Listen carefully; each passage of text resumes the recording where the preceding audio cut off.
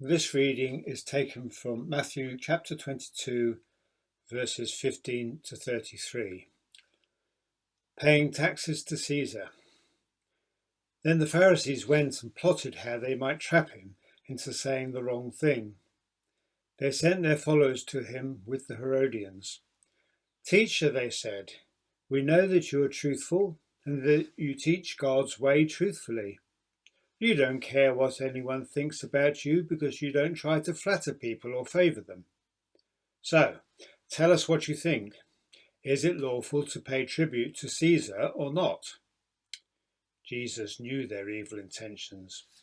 "Why are you trying to trick me, you hypocrites?" he said. "Show me the tribute coin." And they brought him a dinar. "This image," said Jesus, "and this inscription, who do they belong to?" "Caesar," they said. "Well then," said Jesus, "you'd better give Caesar back what belongs to Caesar, and give God what belongs to God." When they heard that, they were astonished. They left him and went away. The question of the resurrection. The same day some Sadducees came to him. The Sadducees deny the resurrection. Their question was this: "Teacher," they began, "Moses said, if a man dies without children, his brother should marry his widow and raise up seed for his brother. Well now, there were 7 brothers living among us. The first got married and then died, and since he didn't have children, he left his wife to his brother. The same thing happened with the second, and the third, and so on with all 7. And last of all, the woman died.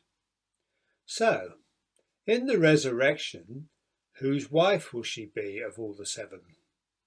All of them had married her after all." And this was Jesus' answer to them.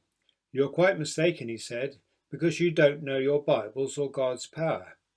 In the resurrection, you see, people don't marry or get married off. They are like angels in heaven.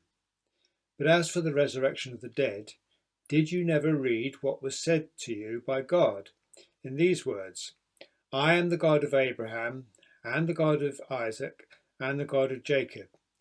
He isn't the God of the dead, but of the living." The crowds heard this and were astonished at his teaching.